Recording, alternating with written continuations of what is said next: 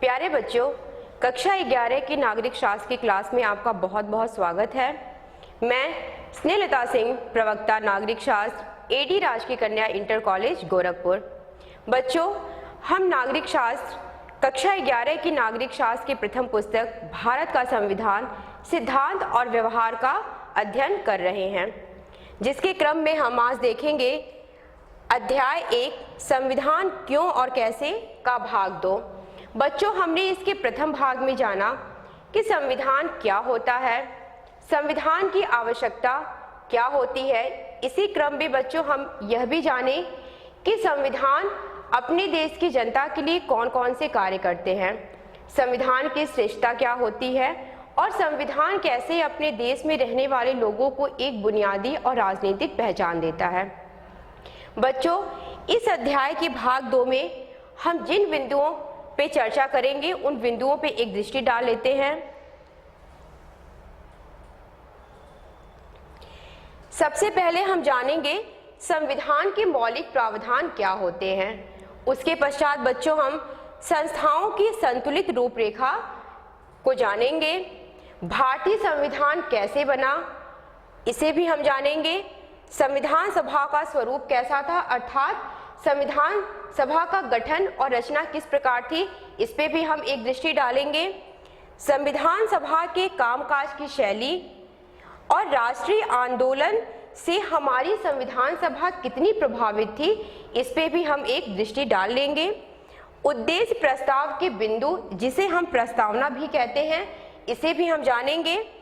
हमारे संविधान ने विभिन्न देशों के संविधान से क्या चीजें ग्रहण की है, इसका अध्ययन भी हम करेंगे और इस भाग से संबंधित अभ्यास कार्य हम देखेंगे। तो आइए बच्चों, पाठ को हम शुरू करते हैं।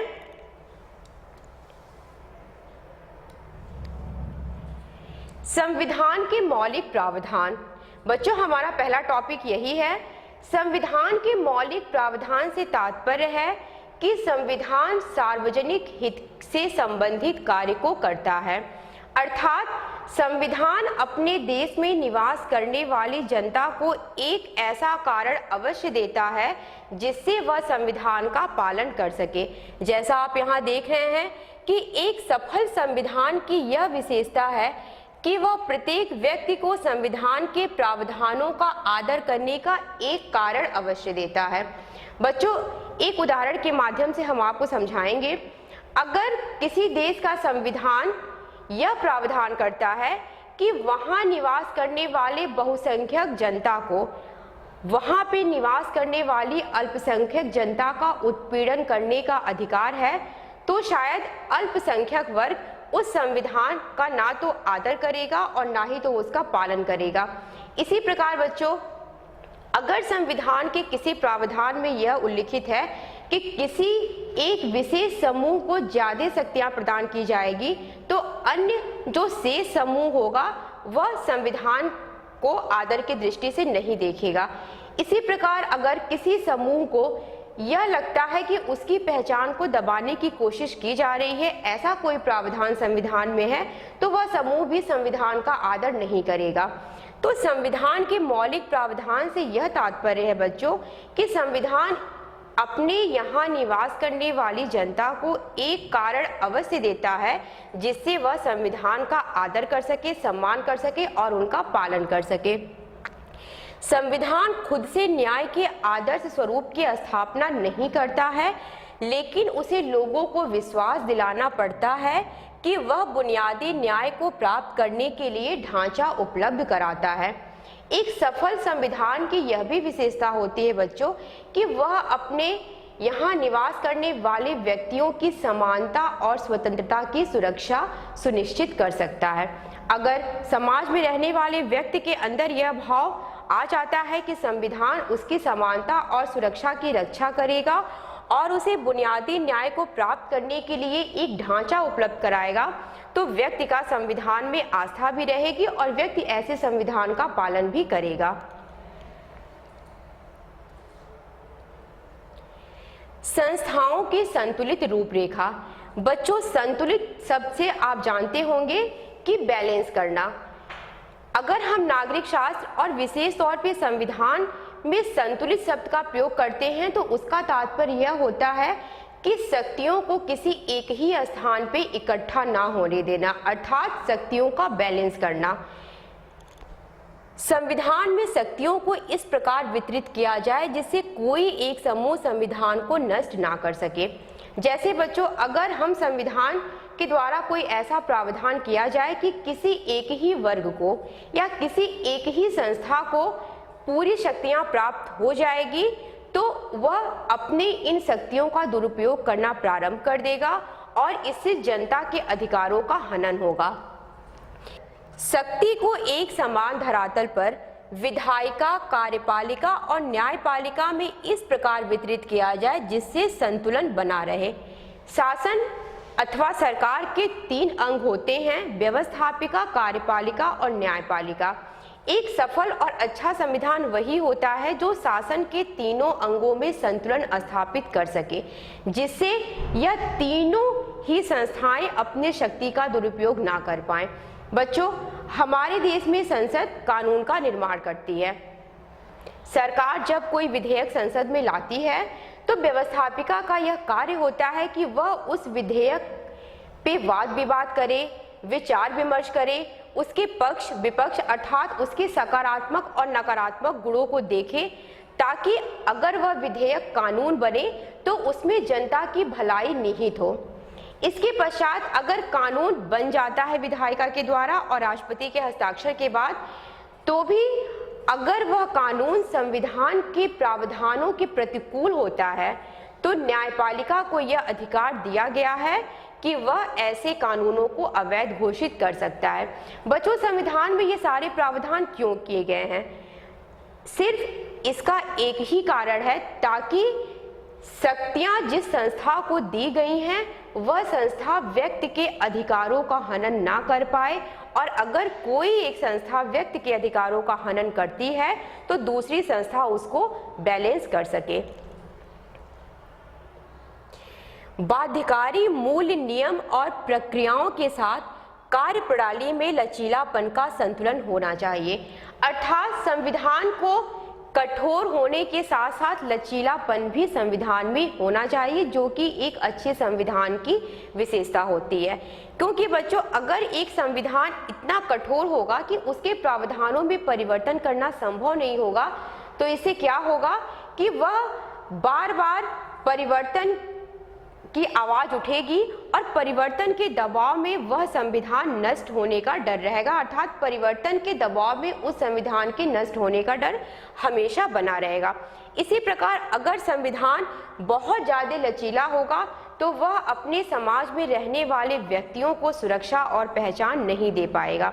इसीलिए एक अच्छा संविधान वही होता है बच्चों जो बाध्यकारी मूल्य, नियम और प्रक्रियाओं के साथ साथ लचीलापन का भी संतुलित प्रयोग कर सके।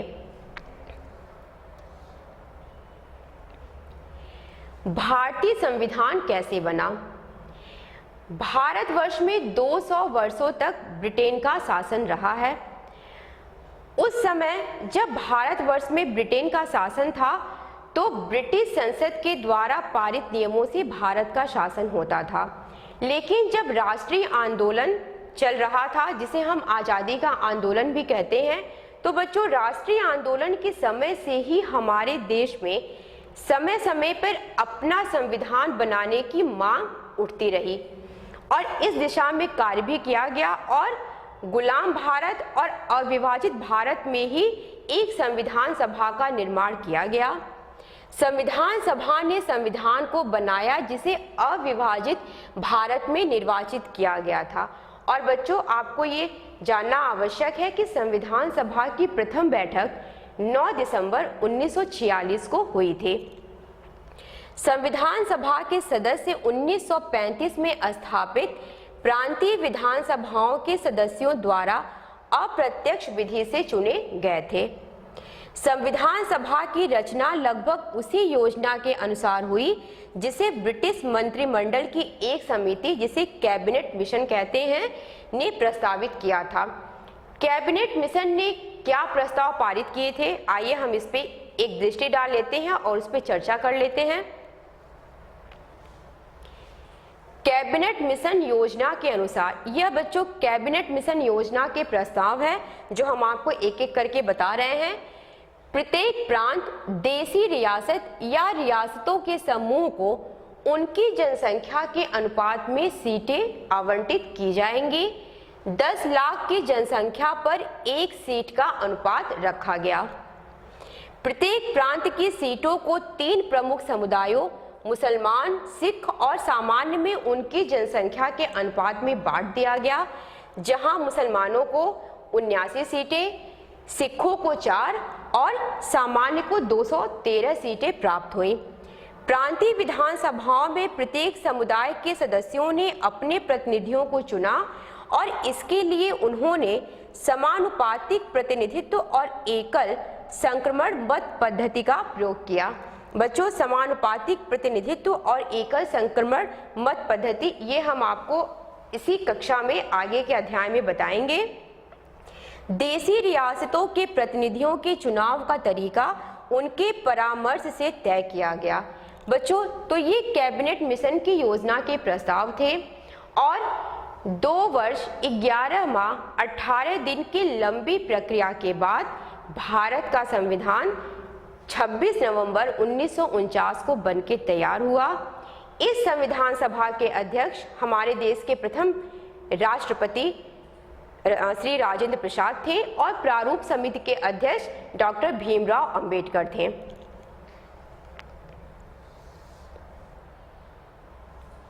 संविधान सभा का स्वरूप। बच्चों, संविधान सभा के स्वरूप से तात्पर्य है कि संविधान सभा का गठन कैसा था, यानी कि संविधान सभा जिसने संविधान का निर्माण किया था उसमें किन किन व्यक्तियों ने भाग लिया था। बच्चों, 14 अगस्त 1947 की मध्य रात्रि में भारत का विभाजन हो गया था। इसके फलस्वरूप जो क्षेत्र पाकिस्तान के हिस्से में चले गए थे वहां के प्रतिनिधि संविधान सभा के सदस्य नहीं रह गए। फलतः संविधान सभा की जो संख्या थी वो घट के 299 रह गई।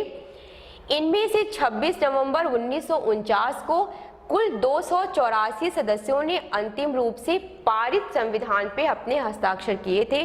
बच्चों, 26 नवंबर 1949 को हमारे देश का संविधान बनके तैयार हुआ था और डॉक्टर भीमराव अंबेडकर की 125वीं जयंती के उपलक्ष्य में प्रत्येक वर्ष 26 नवंबर को संविधान सभा के रूप में मनाया जाता है। बच्चों, जिस समय हमारे देश के संविधान का निर्माण हो रहा था उस समय भारतवर्ष विभाजन के फलस्वरूप होने वाली हिंसा और विभीषिका को झेल रहा था। लेकिन हमें संविधान निर्मात्री सभा के सदस्यों के धैर्य की प्रशंसा करनी चाहिए। न सिर्फ इन्होंने इन परिस्थितियों में संविधान का निर्माण किया, वरन विभाजन के फलस्वरूप होने वाली त्रासदी से सबक लेते हुए एक ऐसा संविधान बनाया जिसमें भारत की नागरिकता का एक अलग ही रूप देखने को मिलता है। यहाँ पे अल्पसंख्यकों की सुरक्षा का विशेष ध्यान रखा गया था। यद्यपि जो संविधान सभा के सदस्य थे उन्हें सार्वभौमिक व्यस्क मताधिकार के आधार पर जनता के द्वारा प्रत्यक्ष रूप से चुना नहीं गया था, लेकिन बच्चों संविधान सभा को ज्यादा से ज्यादा प्रतिनिधि वर्ग बनाने की कोशिश की गई थी। जहां तक राजनीतिक दलों का प्रश्न है तो कांग्रेस को 82% सीटें प्राप्त थी, लेकिन बच्चों उस समय की जो कांग्रेस पार्टी थी उसमें विभिन्न विचारों के लोग सम्मिलित थे, विभिन्न धर्म, जाति, क्षेत्र के लोग सम्मिलित थे और जैसा आप देख रहे हैं कि कांग्रेस पार्टी में लगभग सभी विचारधाराओं की नुमाइंदगी थी। इस प्रकार बच्चों कांग्रेस पार्टी को यद्यपि 82% सीटें प्राप्त थी, लेकिन वह देश के सभी हिस्सों का प्रतिनिधित्व कर रही थी। अनुसूचित जाति के लिए 28 सीटें रिजर्व की गई थी और बच्चों इसमें सभी धर्मों के लोगों को उनकी जनसंख्या के अनुपात पे सीटें वितरित की गई थी। तो इस प्रकार बच्चों संविधान सभा के स्वरूप में भारतवर्ष के विभिन्न क्षेत्रों, विभिन्न जातियों और विभिन्न धर्मों के लोगों को सम्मिलित किया गया था।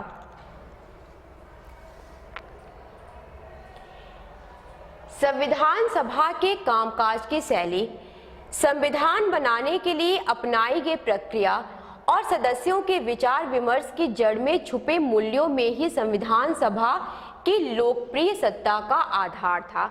बच्चों, संविधान सभा की जो कामकाज की शैली थी वह लोकतांत्रिक मूल्यों और सार्वजनिक हित के सिद्धांतों पे आधारित थी।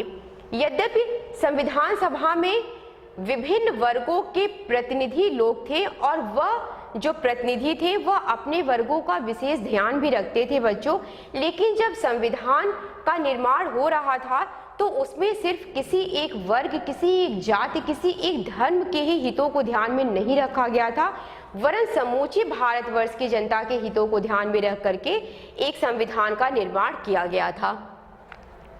संविधान सभा को ताकत इस बात से मिल रही थी कि वह सार्वजनिक हित का काम कर रही थी। बच्चों, जहां तक संविधान सभा को ताकत मिलने की बात है, अर्थात जैसा अभी हमने आपको बताया कि संविधान सभा ने संविधान का निर्माण जिन परिस्थितियों में किया वह परिस्थितियां बड़ी ही विपरीत थी, क्योंकि उस समय भारत का विभाजन हुआ था। लेकिन अगर संविधान सभा ने इतने अच्छे रूप से भारत के लिए एक संविधान तैयार किया तो उसके पीछे कारण क्या था कि उसे सार्वजनिक हित अर्थात सभी व्यक्तियों के हित इसमें निहित थे और सभी व्यक्तियों के हित के लिए वो कार्य कर रहे थे। संविधान सभा की कार्यविधि। विभिन्न मुद्दों के लिए संविधान सभा की 8 मुख्य कमेटियां बनी हुई थी और इन कमेटियों की अध्यक्षता पंडित जवाहरलाल नेहरू, राजेंद्र प्रसाद, डॉक्टर भीमराव अंबेडकर और सरदार वल्लभ भाई पटेल जैसे व्यक्ति कर रहे थे। बच्चों, ऐसा भी नहीं था कि इनमें हर मुद्दों पे एक राय थी। विभिन्न सारे मुद्दों पे इनमें जो इनकी राय थी परस्पर वो विभिन्न मुद्दों को लेकर के अलग अलग भी थी। जैसे डॉक्टर भीमराव अंबेडकर गांधी जी और कांग्रेस पार्टी के बहुत ही ज्यादा विरोधी थे। इसी प्रकार अनेक मुद्दों पे पंडित जवाहरलाल नेहरू और सरदार वल्लभ भाई पटेल के जो विचार थे वो नहीं मिलते थे, लेकिन सभी लोगों ने अपने विचारों को अलग रखते हुए संपूर्ण देश के हित के लिए जो सही लगा उसको ग्रहण करते हुए एक संविधान का निर्माण किया। बच्चों, यहाँ पे आप एक तस्वीर देख रहे हैं, यह चित्र है डॉक्टर राजेंद्र प्रसाद संविधान सभा के वाद विवाद। यह एक पुस्तक का तस्वीर है जहां पे आप देख रहे हैं कि संविधान सभा के अध्यक्ष डॉक्टर राजेंद्र प्रसाद और प्रारूप समिति के सभापति डॉक्टर BR अंबेडकर एक दूसरे का अभिवादन करते हुए। इसमें डॉक्टर राजेंद्र प्रसाद ने जो भीमराव अंबेडकर के बारे में लिखा है उसको मैं आपको पढ़ के बताती हूँ। जैसा मैंने महसूस किया शायद ही किसी ने किया हो कि प्रारूप समिति के सदस्यों विशेषकर इसके सभापति और डॉक्टर अंबेडकर ने अस्वस्थ होने के कारण भी कितने उत्साह और लगन के साथ कार्य किया। डॉक्टर अंबेडकर को प्रारूप समिति में शामिल करने और इसके सभापति बनाने के निर्णय से बेहतर और कोई निर्णय नहीं हो सकता था। उन्होंने न केवल अपने चयन को न्यायोचित सिद्ध किया बल्कि उन्होंने जो कार्य किया उसे भी गरिमा प्रदान की। इस संबंध में समिति के अन्य सदस्यों में परस्पर भेद करना पक्षपातपूर्ण होगा। मैं जानता हूं कि उन सभी ने उतने ही उत्साह और लगन के साथ कार्य किया जितना कि उसके सभापति ने। वे सभी देश के कृतज्ञता के पात्र हैं। तो बच्चों, डॉक्टर राजेंद्र प्रसाद ने डॉक्टर भीमराव अंबेडकर और संविधान निर्मात्री सभा के अन्य सदस्यों के बारे में जो मत व्यक्त किया उसको उन्होंने अपनी एक पुस्तक के माध्यम से यहाँ पे दर्शाया है।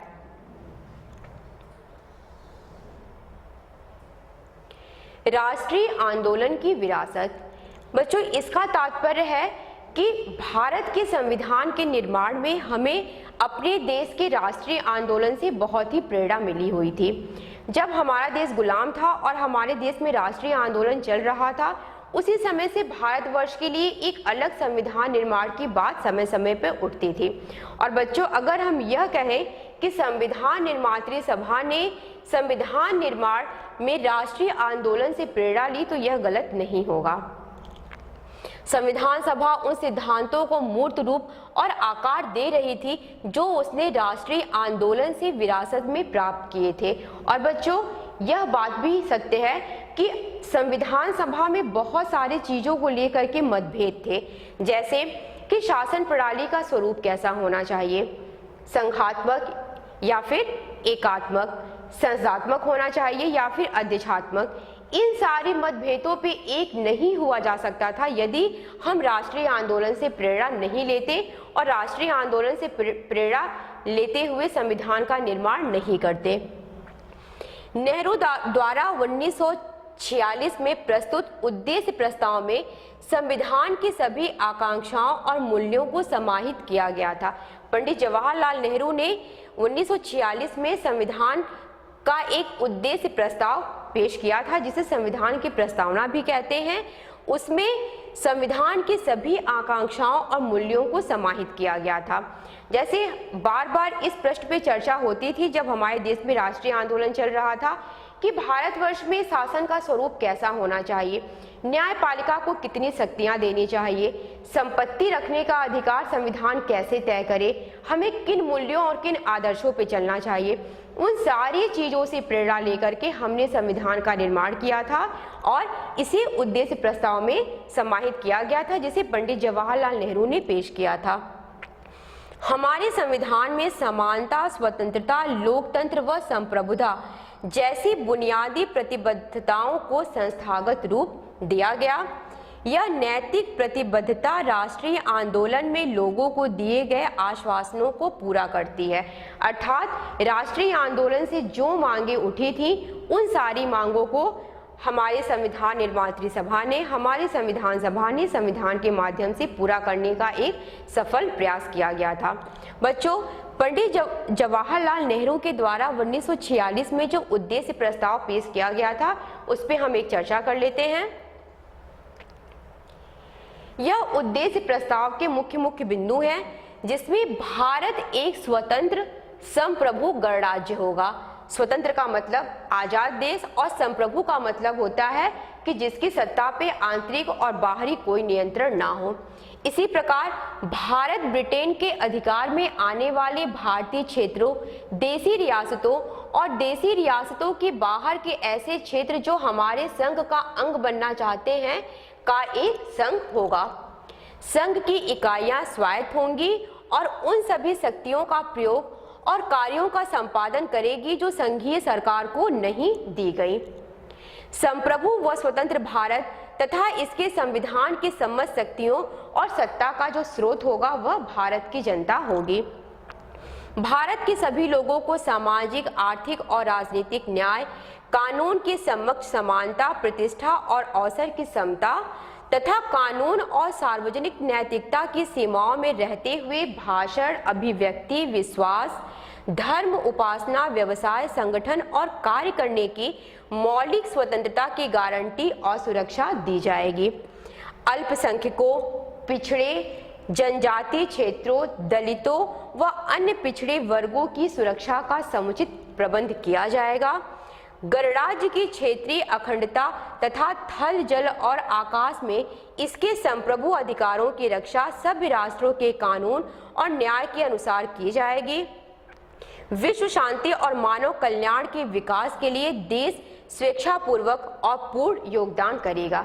तो बच्चों, यह उद्देश्य प्रस्ताव के मुख्य बिंदु हैं, जहां पे हमने इस बात को स्पष्ट किया है कि भारत का संविधान भारत की समस्त जनता के लिए होगा और भारत का संविधान ना सिर्फ देश हित की बात करेगा बच्चों, वरन इन दो पॉइंट्स में आप देख रहे हैं हम विश्व शांति और विश्व सुरक्षा जैसे प्रश्नों पर भी अपने दृष्टि को रखेंगे और भारत का संविधान इस दिशा में भी सफल प्रयास करेगा। संविधान सभा ने शासन के विभिन्न अंगों, व्यवस्थापिका, कार्यपालिका और न्यायपालिका के बीच संतुलन स्थापित करने का एक सफल प्रयास किया था। संविधान निर्माताओं ने दूसरे देशों के प्रयोगों और अनुभवों से भी सीखा और ग्रहण किया। अर्थात बच्चों, संविधान सभा ने शासन के तीनों अंगों में संतुलन स्थापित करने के लिए शक्तियों को समान धरातल पर बांटा। इसके अतिरिक्त भारतवर्ष में किस प्रकार की शासन व्यवस्था होगी, क्या वह शासन व्यवस्था संघात्मक होगी या एकात्मक होगी, वह शासन व्यवस्था संसदात्मक होगी या अध्यक्षात्मक होगी, संघात्मक होगी या एकात्मक होगी, ये सारी चीजें हमने निश्चित कर लिया था। शक्तियों का केंद्रीकरण होगा या शक्तियों का विकेंद्रीकरण होगा, इस पे भी संविधान ने अपनी राय बना ली थी। जो सबसे महत्वपूर्ण चीज था बच्चों कि हमने दूसरे देशों के संविधानों के प्रयोगों और अनुभवों से भी सीखा और ग्रहण किया। कुछ लोगों ने इस बात के लिए भारतीय संविधान और संविधान सभा की आलोचना की है और उसे नकलची मानसिकता से प्रेरित और भानुमति का पिटारा की भी संज्ञा दी है। लेकिन बच्चों, भारत की जो संविधान निर्मात्री सभा थी उसने संकुचित दृष्टिकोण को छोड़ते हुए भारतवर्ष के लिए विभिन्न देशों के संविधान से जो आवश्यक लगा उसे ग्रहण किया और उसे अपनाया। इस कार्टून के माध्यम से एक प्रश्न किया जा रहा है कि क्या यह संविधान उधार का था? हम ऐसा संविधान क्यों नहीं बना सकते जिसमें कहीं से कुछ भी उधार ना लिया गया हो? बच्चों, उधार जैसी कोई बात संविधान में नहीं थी, वरन हमारे देश की जनता के हित के लिए हमें विदेशों से अगर कुछ अच्छी चीजें ग्रहण करना पड़ा, हमें विदेशी संविधान से कोई ऐसी चीजें ग्रहण करनी पड़ी जिससे हमारे जनता का कल्याण हो, हमारे देश में समाज में एक समता मूलक समाज की स्थापना हो, तो इसके लिए हमने विदेशी संविधान को भी ग्रहण किया और इसमें कोई भी बुराई नहीं थी। बच्चों, यहाँ पे कुछ देश हैं और उन देशों से हमारे संविधान ने जो प्रावधान लिए हैं वो भी उल्लिखित हैं, जिनकी चर्चा हम एक एक करके आपसे करते हैं। सबसे पहले हम ब्रिटिश संविधान पे आते हैं। ब्रिटिश संविधान से भारत के संविधान ने क्या क्या लिया है? सर्वाधिक मत के आधार पे चुनाव में जीत का फैसला, सरकार का संसदीय स्वरूप, कानून के शासन का विचार, विधायिका में अध्यक्ष का पद और उनकी भूमिका और कानून निर्माण की विधि, ये सारी चीजें बच्चों हम लोगों ने ब्रिटिश संविधान से ग्रहण किया था। इसके पश्चात आयरलैंड का संविधान, आयरलैंड के संविधान से हमने राज्य के नीति निर्देशक तत्वों को ग्रहण किया था। अमेरिका के संविधान से हमने मौलिक अधिकार और न्यायिक पुनरावलोकन की शक्ति और न्यायपालिका की स्वतंत्रता को ग्रहण किया था। फ्रांस के संविधान से स्वतंत्रता, समानता और बंधुत्व का सिद्धांत लिया था। बच्चों, स्वतंत्रता, समानता और बंधुत्व ये फ्रांस की क्रांति का नारा था, जो कि फ्रांस में बहुत ही प्रचलित था। और जब फ्रांस ने अपने संविधान का निर्माण किया था तो इस नारे को ग्रहण किया था और उनके संविधान में ये चीजें महत्वपूर्ण रूप से हैं और हमने फ्रांस के संविधान से इसी चीज को ग्रहण किया। कनाडा के संविधान से हमने एक अर्ध संघात्मक सरकार का स्वरूप और अवशिष्ट शक्तियों का सिद्धांत ग्रहण किया था। तो बच्चों, आपने देखा कि भारत के संविधान ने विभिन्न देशों के संविधान से जो भी प्रावधान ग्रहण किए हैं वो सारे प्रावधान समाज के लोगों के हित में थे। बच्चों, ये अभ्यास कार्य है, आइए इसे हम देख लेते हैं, जो कि आपके इसी भाग से संबंधित है। पहला प्रश्न है, भारतीय संविधान के प्रमुख स्रोतों का वर्णन कीजिए। दूसरा प्रश्न है, उद्देश्य प्रस्ताव के प्रमुख बिंदुओं का उल्लेख कीजिए। और तीसरा प्रश्न है, संविधान जनता की आशा और आकांक्षाओं का केंद्र है, स्पष्ट कीजिए। बच्चों, तो आपने इस भाग के अंतर्गत अपने संविधान के बारे में अध्ययन किया, यह जाना संविधान कैसे बना, संविधान किन परिस्थितियों में बना, किन मूल्यों पर आधारित था और इससे जनता के किन किन हितों का ध्यान रखा गया था। मैं आशा करती हूँ बच्चों आपको आज का पाठ अच्छा लगा होगा और आप इससे लाभान्वित भी हुए होंगे। धन्यवाद।